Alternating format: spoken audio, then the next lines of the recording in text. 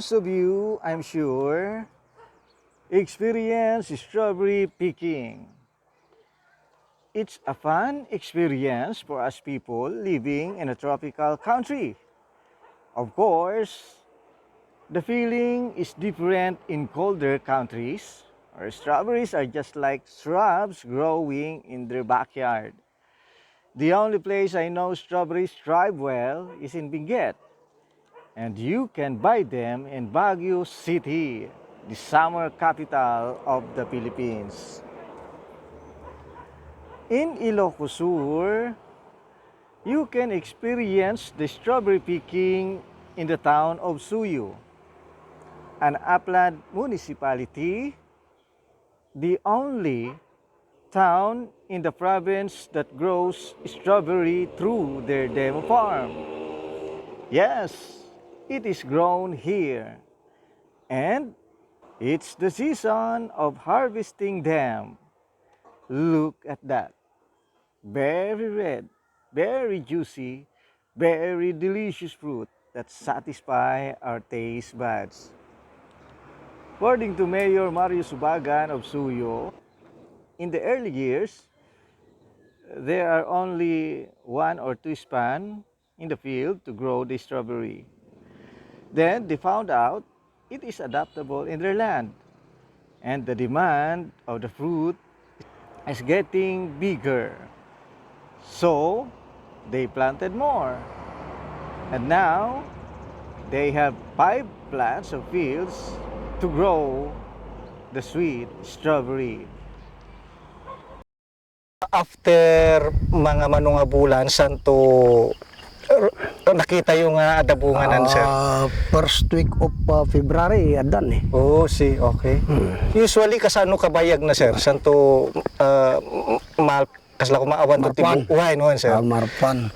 Manungo ko na datoy 3 months. 3 years. Ay, diretso, sir. Continuous.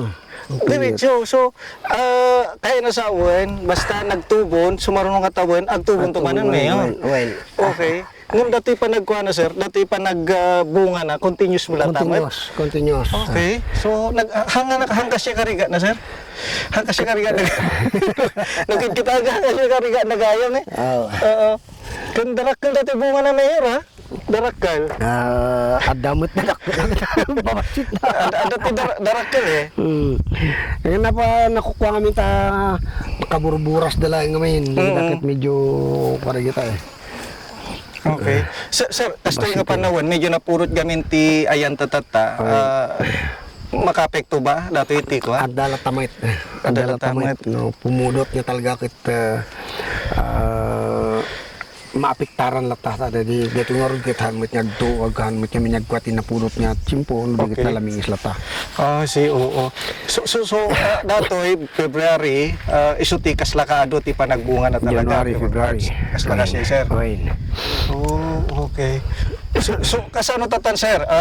Ada tatay dito area. May isa ka dagiti ibagbagan tatay kasla posible pay nga uray ti dadu mga area dito Suyo. Wala, dito nga ba, dito Okay. nga elevation tayo, mga 300 din to, 300 plus. 800, sir. 8. Dito? Okay. 800 feet. Okay. So, dito, aging gajay, data, bangyer na data nga bantay, jay, baba na jay, mabalin pa itag mula. But getting here is not as yummy as this red fruit. The elevation is high enough that some vehicles may not climb the place. And the road is narrow, though it is cemented. And because the farm is a remote, you need to drive around 20 minutes from Tagudin, Cervantes Road. Then, you have to pass through this bridge. The village is called Kinapian, from the root word kape, because the place was used to be an abundance of coffee tree. But now, the place is a farmland and a grassland, and few coffee are left in the area. But the place is also cold enough to grow strawberries. And the town tried to plant in the tropical weather of the province, and voila, they are here now. Aside from strawberry, the demo farm is also growing other plants like tomatoes, cucumber, sunflower, among others. But the vision is to have more land area for the strawberry.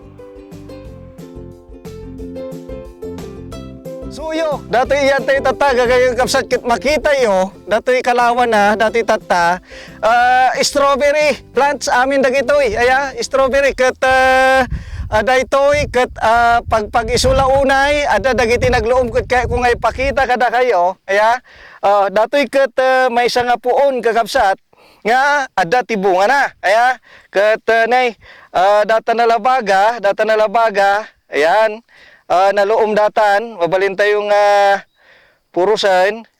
Aya. O yan. Data ti strawberry kat tapno ti kasta ke hana nga agtagtagenep. Kaya kung aramananan, fresh, kakapsat, fresh, manipod mismo. Dito'y puna, dato'y strawberry nga nalak. Ipamindok pa.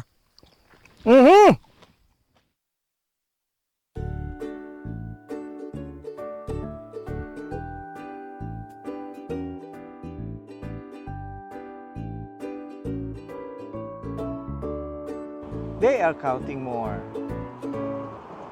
They are giving more people smiles by their juicy and distinct delicious taste. So, come on, let's try the happiness of strawberry picking.